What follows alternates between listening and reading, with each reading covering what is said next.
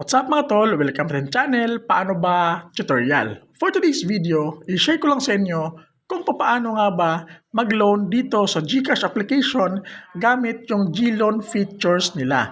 So maraming gustong mag-loan dito sa GCash mga tol, yun nga lang yung iba is hindi makapag-loan. So dito mga tol, meron din katanungan yung ating isang subscribers.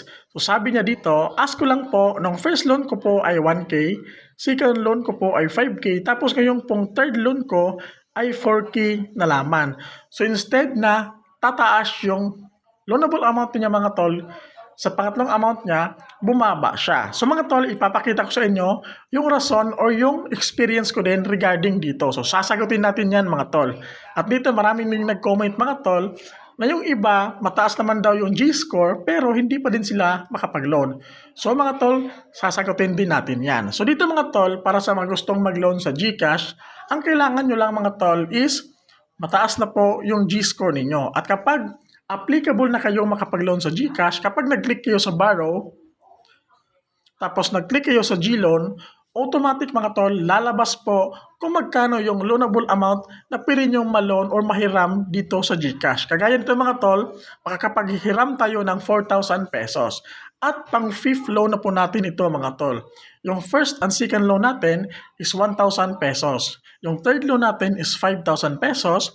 At yung fourth loan natin mga tol is 20,000 pesos. So nakapag-loan doon ako mga tol ng 2 beses. So ito po yung sagot sa katanungan ng isa sa mga subscribers natin.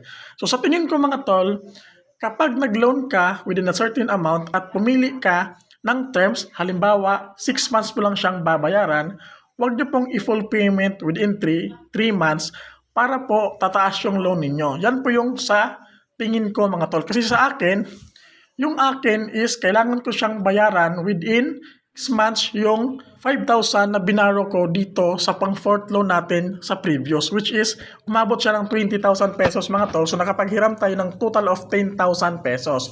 Pero wala pang 6 months mga tol, mga 3 months lang, nag-full payment agad ako. So ngayon, yung expectation ko is pang fifth loan natin, mas tataas pa po yung pera ating babaro dito sa GCash. Pero mga tol, sad to say, ngayon nga, from 20,000 sa ating fourth loan, naging 4,000 pesos na lang siya ngayon sa fifth loan natin. So sa tingin ko mga tol, yan po yung isa sa mga dahilan kaya po bumaba yung ating loanable amount sa ating next loan. So sa tingin ko mga tol, kailangan nyo po siyang, kapag nag-borrow kayo, within 6 months payable siya, kailangan nyo pong bayaran buwan-buwan. Huwag nyong i-full payment agad para mas panang lalo yung ating loanable amount sa next loan natin. So yan po yung aking experience din dito mga tol sa GCash loan. So dito mga tol, pwede ka nang mag-loan. Dito yung lalabas. So sa atin, you can borrow up to 4,000 pesos. Click nyo lang yung get started.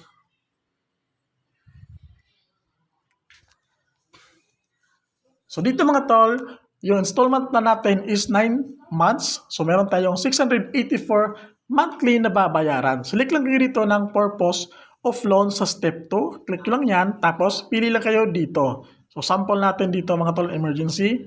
Tapos dito mga tol, loan amount 4,000. Tapos meron siyang processing fee na 3% which is 120 pesos. Yung total na marireceive natin is 3,880 pesos na laman. Click lang itong get this loan. Tapos dito mga tol, ito po yung summary natin. Principal amount, 5,000.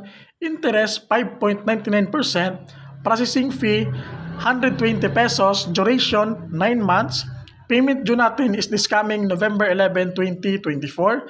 Tapos, scroll down nyo lang. Click lang yung I agree. Lahat yung tatlo. Tapos, click lang yung continue. Tapos dito mga tol, nakalagay you're about to receive 3,880 pesos. Confirm.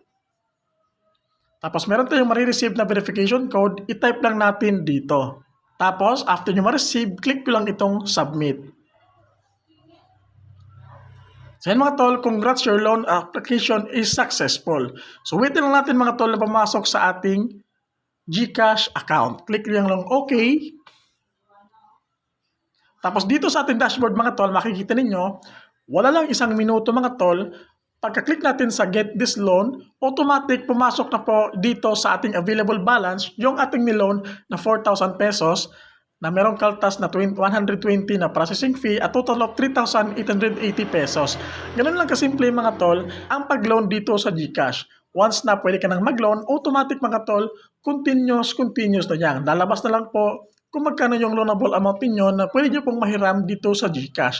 At para naman po sa mga nagtatanong mga tol na kung saan mababa yung mga G-score pero hindi pa rin makapag-loan, mga tol, pwede kayong mag-submit ng ticket sa GCash. Click nyo lang dito yung help mga tol, or di kaya meron akong ginawang separate video kung paano nga ba pataasin yung G-score para makapag-loan kayo dito sa GCash. So yun lang mga tol, hope nakatulong tong video natin ngayon.